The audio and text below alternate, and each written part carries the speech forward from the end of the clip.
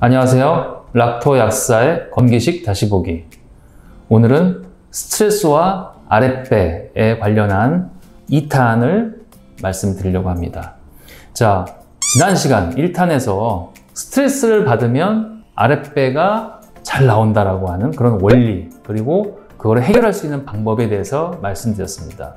또 다이어트를 하되 스트레스를 받는 사람이라면 다른 곳은 잘 빠지지만 이 아랫배만큼은 스트레스가 원인이 많이 되기 때문에 그 원인이 해결되지 않는 한 다이어트 효과는 아랫배 쪽으로는 없을 수 있다 라고 하는 부분도 말씀드렸으니까 좀 더 사전 지식이 필요하신 분들은 1탄을 먼저 보실 것을 권해드립니다. 자, 오늘은 관련한 2탄 영상이고요. 스트레스 중에서 또 다른 스트레스를 말씀드리려고 합니다. 바로 뭐냐면은 현대인들이 많이 즐겨 먹는 그런 음식들이 있어요.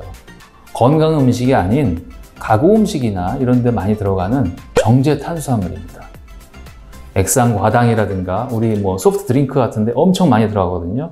옥수수에 뽑은 액상과당, 그 다음에 설탕, 정제 탄수화물, 정제 당분이라고 하는데, 우리가 탄수화물 하면 식이섬유도 탄수화물이에요. 우리가 현미라든가 이런 것들은 오랫동안 씹어서 삼키는 게 이게 질 좋은 탄수화물을 볼 수 있는데, 우리 현대인들은 그런 당보다는 좀 더 혀에 달짝지근하고 그런 음식을 선호하다 보니까 꿀떡꿀떡 삼킬 수 있는 그러한 탄수화물, 그런 당분을 선호하게 됩니다. 자, 그런데 입에서는 엄청 달지만 우리 몸은 그걸 달게 느끼지 않고요. 엄청난 스트레스로 받아들인다는 것이고요. 그러한 스트레스 때문에 1편에서 말씀드린 대로 코티솔이 나와서 아랫배를 나오게 한다. 이런 말씀을 이번 영상에서 말씀드리려고 합니다.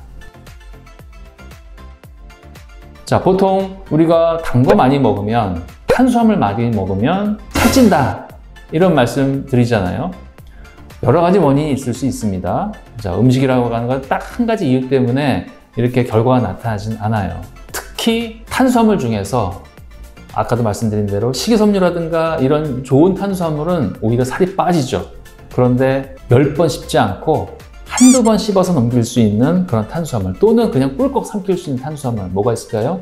액상과당이나 설탕, 여러 가지 실험류라든가 엄청나게 많아요. 특히 가공 음식, 제과점 이런데, 빵집 이런데 가면 막 과자라든가 이렇게 아이스크림도 마찬가지고요. 빨리빨리 이렇게 꿀떡꿀떡 삼키게 만든 탄수화물 음식들이 엄청 많잖아요. 그런 것들을 많이 섭취하게 되면 특별히 아랫배 쪽으로 비만해진다라고 하는 그런 내용을 오늘 말씀드리려고 하는 것입니다. 쉽게 빠르게 혈당으로 바뀔 수 있는 정제 탄수화물을 섭취를 하게 되면 지방이나 또는 식이섬유, 단백질을 섭취할 때와 다르게 빠르게 혈당이 올라가기 때문에 우리 몸에서는 인슐린이라고 하는 그러한 호르몬이 1차적으로 분비가 됩니다. 인슐린은 많이 들어보셨죠? 당뇨병 이런 데서 인슐린 많이 얘기하는데, 기본적으로 인슐린은요, 우리 혈중에 포도당이 많은 상태, 그 혈당을 갖다가 우리 세포 안으로 들어가게 해주는 호르몬이에요. 우리가 에너지원인 포도당을 우리가 섭취를 했잖아요. 그러면 그게 결국은 세포 안으로 들어가야지만 에너지원으로 전환되는데, 이게 그냥 들어가는 것이 아니고요. 우리 몸에서 인슐린이라고 하는 호르몬에 의해서 이 포도당의 문이 열리게 됩니다. 그래서 우리 몸은 음식을 먹으면, 특히 포도당, 탄수화물 계통을 먹으면 자동으로 인슐린이 분비가 됩니다. 자, 그런데 천천히 혈당이 올라가는 탄수화물 중에서도 식이섬유와 같은 천천히 혈당을 올리는 그러한 음식을 많이 먹거나 이러면 거기에 맞춰서 인슐린도 크게 올라가질 않아요. 그런데 빠르게 혈당을 올릴 수 있는 정제 탄수화물을 섭취하게 되면 인슐린이 신속하게 올라갑니다. 그러면서 빠르게 혈중에 있는 포도당을 세포 안으로 넣으려고 엄청 노력을 많이 하죠. 자, 그런데 문제는 빠르게 혈당이 올라가서 엄청난 양의 인슐린이 분비가 되면 그 인슐린은 빠르게 혈당을 낮추게 되는데, 즉 세포 안으로 넣게 되는데, 많은 인슐린에 의해서 혈당이 급격하게 떨어지게 되면 정상 혈당 수치보다도 더 많이 떨어지는 그런 결과를 가져오기가 쉽다는 거예요. 이런 비유를 롤러코스터로 많이 비유합니다. 자, 롤러코스터 어때요? 조금 올라가면 재미가 없죠. 그런데 높이 올라가면 급격하게 빠른 속도로 하강하는 게 롤러코스터예요. 그러다 보니까 저혈당으로 가게 될 확률이 많다는 거예요. 저혈당은 뭐죠? 에너지원이 부족한 상태예요.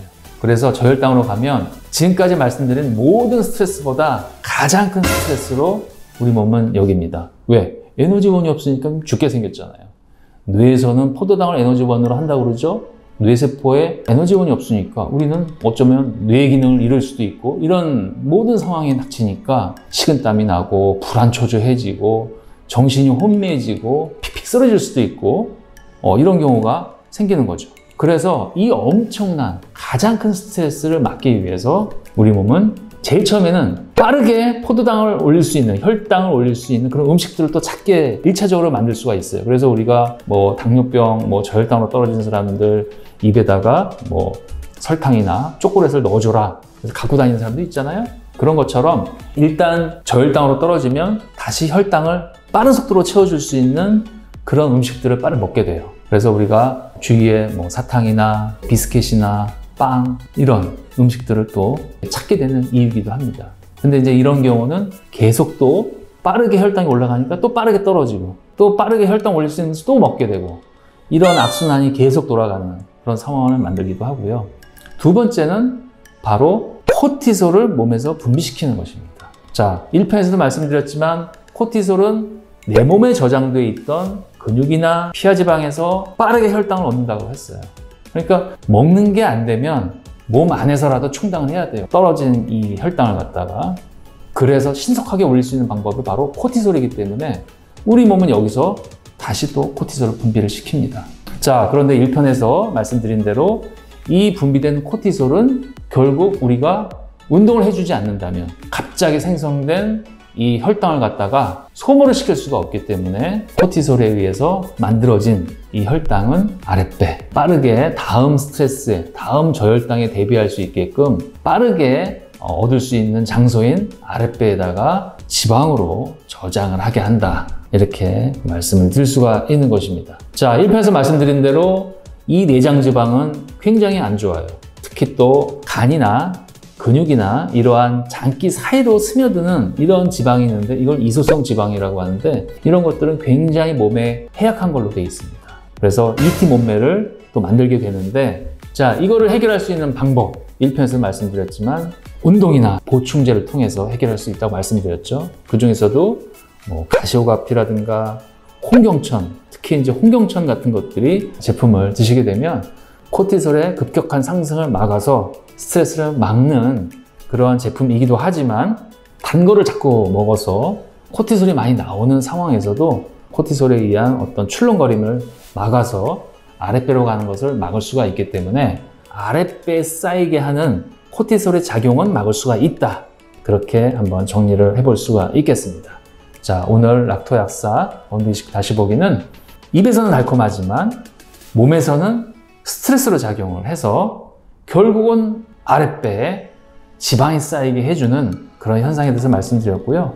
홍경천과 같은 이런 코티솔 억제제 성분이 이러한 현상도 어느 정도 커버할 수 있다라고 하는 그런 내용에 대해서 간단하게 말씀을 드렸습니다.